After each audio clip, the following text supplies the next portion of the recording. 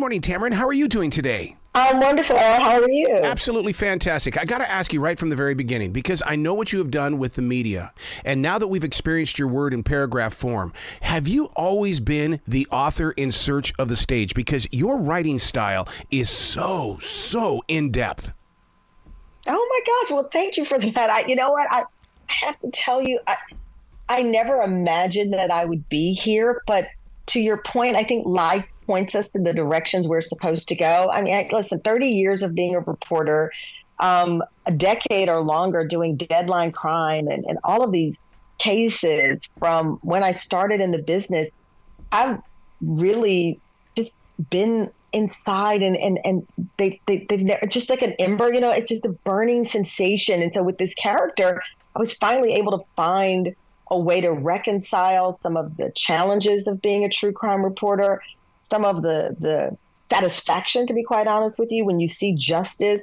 And also as a reporter, some of the helplessness, there were many cases that I covered that I wanted to do more, but you're a reporter. You can't cross this line. You can't go in this door that says do not enter, or you can't challenge the system in a way you would like. And so with Jordan, I was able to put these real life things, to your point, that were inside, that are still inside, by the way, and then give it a tone of fiction where she can kick butt in a way I couldn't, and she can stand up in a way that I would have gotten fired at. I said something. How did you envision Jordan Manning in the way that when I sit down to write a story, I always go, would Johnny Depp do this role, or would I pick Robert Downey Jr.? Do you play those mental games as well?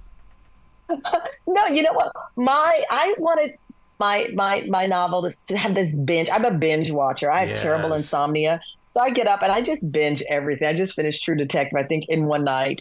And so I binge everything. And I wanted it to have this sensation of a binge experience. And for me, that allowed me to kind of have this heart pounding. The first book, As the Wicked Watch, I wrote on Long Island, New York. This is when we were all in lockdown, and we have a little cottage. So I felt like this cliche writer. I've got my mug and I'm looking at the evergreen, and it's a chilly night with my coat on, my little cardigan, And then the second book, we were back in the city filming and taping my talk show. My son is now, in preschool, and there was a heartbeat and an intensity of my life that I feel is reflected in this book. So this book is much more intense. It's much more powerful in its writing and its style. And the true goal, to be honest with you, I wanted people to scream on the last page. I don't know what I want you to scream, but I wanted that, you ever remember that movie, I was a 40-year-old virgin, when they waxed Steve Carell, and he was like, Mamma Mia! I wanted you to feel like someone had waxed you, like Steve Carell in that movie, where you just scream sheer, horror. And so that's the fun part of this character and having a work of fiction. See, that's the fun part about being a writer or an author, in the way that if we experience it while we're putting the story together, I believe that energy stays on that page and goes right to the reader. Bless you for that. I did. So I'm I'm new to this. I have no idea. I write, my show, my talk show. I'm executive producer of it, so I'm writing and scripting, and I'll be doing that as soon as we get off this call.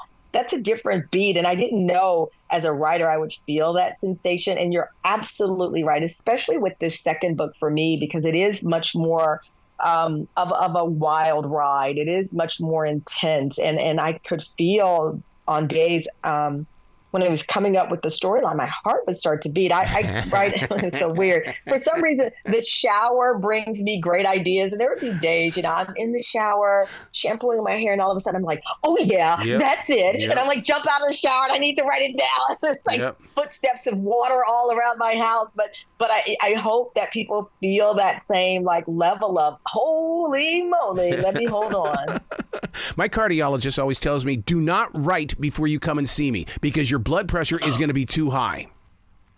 I bet that's true. That is, I am sure true. There were a couple of times too, because I wanted Jordan to be, a full character. So, we get to know her and her personal life and her dating life. She's 30-ish and she wants to be in love, but she loves what she does with work. She wants to be a mom, but now she's covering the disappearance of a mom who her husband may have something to do with, and that gives you pause, And I remember writing scene where she's going out on this date, and I chuckle, and my husband says, "What are you writing?" And so, Jordan's getting ready to go on a date, and he goes, "It's some guy you used to go out with." Like, oh my God, because so much of it is for an emotional space. It's so fun.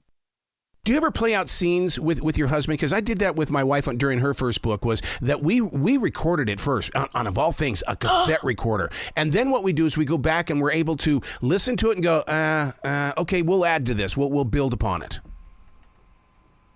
You know what? I'm stealing that idea. Please. I did not. I'm like, I in my own head all the time, and I've got to, get out of my own head. But I have to start doing that. And you know what? Tonight, since the book is out, he's going to not only do the one role, he's going to do all of them. I'm going to make him do some performance theater before me. We just celebrated our anniversary, so there's his assignment. Well, I just believe so much in pitch, volume, and tone, and I think that as writers, we hear it in our head, but is the reader hearing it? Yeah, that's exactly that. And it's so funny you say that as well. In the first book, I wanted to do the audio for the first book, and the publisher said, well, normally, quote unquote celebrity writers, they narrate if it's a memoir. Mm-hmm. And so I took their guidance, and this time around with the talk show and everything, I wasn't able to do it. But I do read it out, and I hope, because I think by now I kind of have a distinct southerny kind of twang or whatever my voice is these days. But I hope that people hear me in reading it, because I did that experiment. I would each chapter just go back, and when you're writing a thriller, as you know, and you're putting a puzzle together, and I want the reader to go along with Jordan as she's piecing it together. It does require you to go back, and things need to make sense. Timelines need to make sense. Locations need to make sense. Even, especially with investigating, right? You need it to make sense. Yeah. And so I'd have to go back out and read it aloud and read it in my head to make sure there were no holes, but also a few Easter eggs along the way to help. I don't want the reader to feel completely helpless. I want you to feel like you're in this too. I laugh at the Easter egg because it's fun to plant things like that because you want people to pick up on it somewhere along the line. Yeah. Yeah, I love that. I love someone to go back and say, wait a minute. And then, go back a couple of chapters. It's like, I binge that way. I binge watch TV shows. And as I said, and I will occasionally go back and say, wait a minute. Okay. I love that. I love that sensation of that aha discovery. And that's what makes thrillers so good, because you are going along on the ride, right? You're both witness and participant. And so with Jordan, we are participating and witnessing this with her. Yeah.